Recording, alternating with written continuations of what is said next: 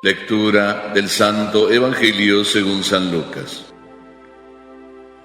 En aquel tiempo, para enseñar a sus discípulos la necesidad de orar siempre y sin desfallecer, Jesús les propuso esta parábola.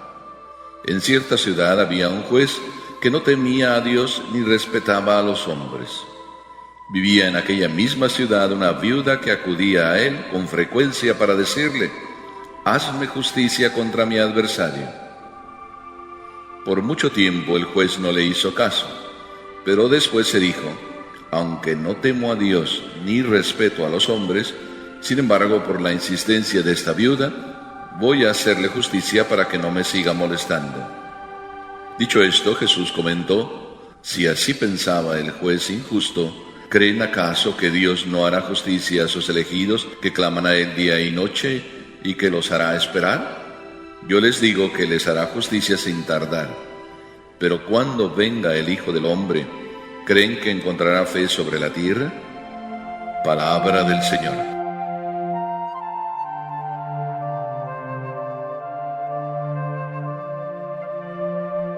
La pregunta de Jesús es hoy también una exigencia y una realidad. Cuando venga el Hijo del Hombre, ¿creen ustedes que encontrará fe sobre la tierra?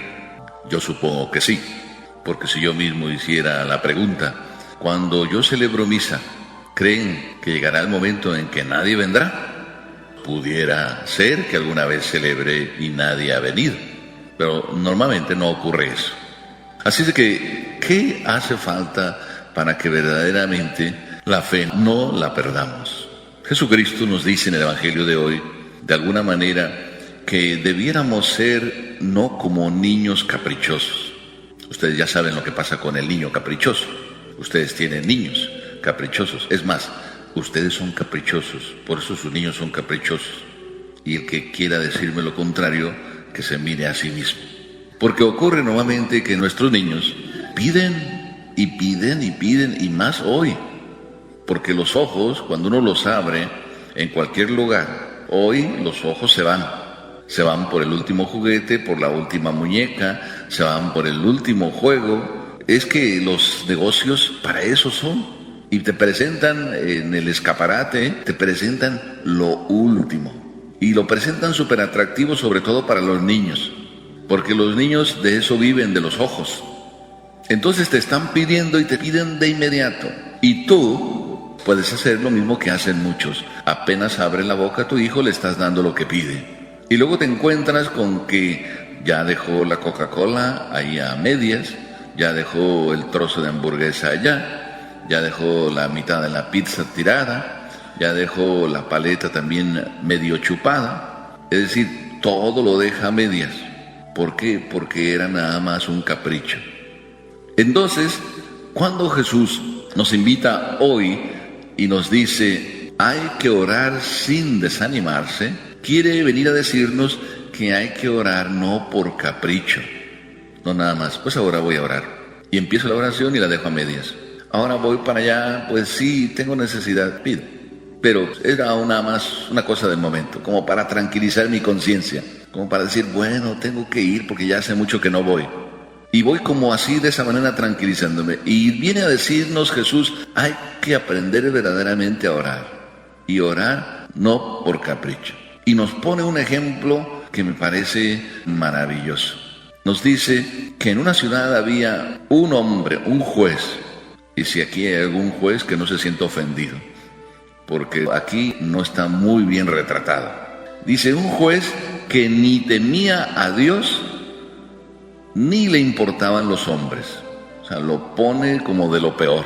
No le importan los hombres, no le importa a Dios, nada más le importa a él y sus cosas. Por tanto, Dios se está comparando a él. Qué cosa tan real, pero qué humildad de Dios, de colocarse al puesto del juez, que no le importa nada más que él. Y dice, si Dios fuera así, es lo que viene a decir, si Dios fuera así, ¿cómo lograría sacarle las cosas a Dios? Y viene a decirlo, con insistencia, lo dice ahí de paso. ¿Por qué dice? Una viuda también había ahí, y la viuda puede ser cualquiera de nosotros. No vamos a pensar en solo que sea viuda. Está poniendo el ejemplo de una viuda. Una viuda que es alguien que no tiene quien le ampare, no tiene esposo que la proteja. Probablemente aquí nos dice el Evangelio poco, pero probablemente tampoco tenía hijos. Una viuda desamparada, una viuda que vive en la soledad de su propia soledad, totalmente desprotegida, pero tiene algo que tienen las viudas, y muchas de ellas: insistir, fastidiar, molestar, en el término más exacto de la palabra, porque hoy molestar significa también otra cosa, pero molestar en su origen significa fastidiar. Entonces la viuda ahí está, fastidia y fastidia y fastidia y fastidia y fastidia al juez. Y el juez dice: no le voy a ayudar ni porque temo a Dios, ni porque me importa lo que digan los hombres. Le voy a ayudar porque ya me está fastidiando. Por tanto, cuando Dios dice esto, está diciéndonos de paso: tú debes fastidiar a Dios y debes insistirle hasta el fastidio. Cuando tú estás insiste en que quieres algo, pues resulta que demuestras que lo quieres. Por eso aquí se sacan dos lecciones, una para nosotros y otra para la oración. Una para nosotros como papás. Cuando tus hijos te piden, ¿tú les das de inmediato? Si les das de inmediato, estás probablemente siendo imprudente, porque estás dando y no sabes de verdad si tus hijos quieren realmente eso. Por tanto, estás siendo imprudente, dándoles algo que realmente a lo mejor no les va a formar. Pero cuando tú haces como Dios, que te pone a prueba y no te da las cosas, y no te las da hasta que no lo fastidies, porque Dios, cuando tú lo fastidias, descubre que tú sí quieres eso. Y cuando tú sí quieres eso, entonces Dios te lo va a dar, porque entonces sí lo vas a aprovechar. A Dios no le gusta dar como hobby, no le gusta que hablen bien de Él. A Dios le gusta que tú aproveches lo que Él te da, y que si no lo vas a aprovechar, no te lo va a dar. Por eso también debieras descubrir lo segundo, que cuando Dios no te da algo, aunque tú estás pidiéndoselo, puede ser que no eres tan insistente hasta molestarlo, o puede ser que Dios te está diciendo algo que tú todavía no oyes. No te conviene que te lo dé, no te va a servir, no es para ti, no es útil. Pero si tú eres el caprichoso, que cuando Dios no te da algo, entonces te pones a hablar mal de Él y decir tantas cosas tontas como decir: Dios no me quiere. Así me dijo una persona un día. Me dijo: es que Dios a mí no me quiere, nada más a esta persona y a esta. A mí Dios no me ama, ya se olvidó de mí. Y dijo alguna cosa más, que prefiero no decirla. Y entonces yo me quedé como callado. Y en ese silencio breve empecé como a pensar qué podría decirle a ella para que cambiara. Y le dije, pues nada más, no se me ocurrió nada más: sería muy bueno que se volviera a tragar las palabras que dijo, porque es una mentira terrible decir que Dios no la quiere. Si Dios no la quisiera, ni siquiera estaría aquí enfrente de mí, no existiría simplemente. Porque Dios no es el caprichoso que ahora dice: ahora te creo, ahora no te creo, ahora te doy, ahora no te doy, ahora ya no me gustaste, ahora ya. No, Dios cuando te creó porque te amaba y hasta la eternidad. Dios cuando crea no se arrepiente de lo que crea. Y Dios no se ha arrepentido de nadie de ustedes. Aunque ustedes a lo mejor lleguen a decir que ya no quieren ser hijos de Dios. Pero realmente tenemos que demostrarle a Dios que no somos caprichosos, que lo que le pedimos a Él va en serio y que lo vamos a querer aprovechar en serio. Y en esa lucha por querer aprovechar en serio lo que Dios nos da, entonces se demuestra cuando insistimos. Además de eso, no solo es importante lo que estoy diciendo, sino que Dios quiere que tus intereses sean los de Él y que te intereses por las cosas de Él. Cuando tú te interesas por las cosas de Él, entonces quiere decir que no te sobran las cosas cuando Él te las da. Y como no te sobran, no las andas tirando. Imagínense que Dios, que es como dicen ustedes, y como puedo decir yo y digo, Dios es superpoderoso, Dios es todo, Dios tiene todas las cosas. Dios es como una despensa, pensando en una casa, una despensa grandísima donde hay todo lo que tú deseas. Y en eso, pues en esa casa donde está esa despensa, estamos todos. Y la mamá que trata de tener en la despensa todo, pero la puerta de la despensa siempre está abierta, díganme si los hijos valoran lo que hay en la despensa. Si la puerta siempre está abierta de la despensa y los hijos entran a esa despensa a la hora que les da la gana, la mamá lo único que va a decir todo el día es: ¿quién agarró esto? ¿Quién agarró el otro? ¿Quién dejó esto aquí? ¿Quién dejó esto allá? ¿Por qué está este papel aquí? La mamá lo único que va a estar diciendo es: ¿quién agarró? ¿Por qué lo dejaron? ¿Quién dejó esto a medias? Y no valora a nadie lo que está usando. Sin embargo, cuando la puerta está cerrada, aunque ahí hay de todo, llega el hijo y dice: ¿me das? Y si la mamá pues le da enseguida, pero no le enseña la palabra mágica, ¿qué se dice, hijo? ¿Qué se dice? Yo le enseñé una vez a una mamá algo que la mamá no había captado, pero lo captó ahí. Viene el niño y le pide: dame, dame, dame, dame. Y la mamá, pues no es que no le quería dar, sino que estaba en una conversación ocupada y no le hacía caso a su hijo. Entonces yo le dije al niño: ¿sabes por qué tu mami no te hace caso ni te da nada? Porque no le dices la palabra mágica.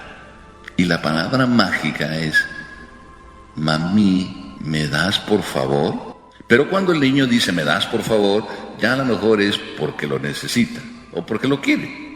Y ya él por favor es porque lo quiere. A lo mejor la mamá se lo puede dar de inmediato, le dice: hijo, ya te di, acabas de comer, espérate después de la comida, porque si no después no vas a comer, y te lo doy con gusto. Pues Dios es así.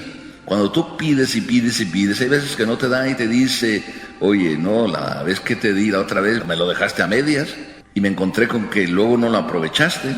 Te lo di y apenas te lo di ya andabas presumiendo: yo tengo esto. Y no se te ocurrió decir que yo te lo había dado. Y andabas toda presumida. Cuando Dios nos da, ¿nos aprovechamos de lo que Dios nos da para decir que es nuestro? ¿O decimos como la Virgen: el Señor ha hecho en mí maravillas?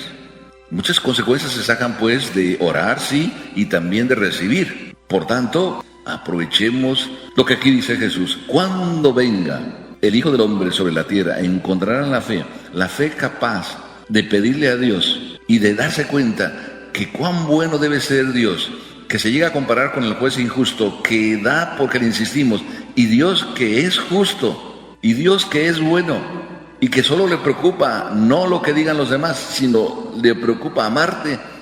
¿Por qué a Dios que le preocupa amarte, o Dios que es tan preocupado de amarte, no te mueve tu corazón a amarlo?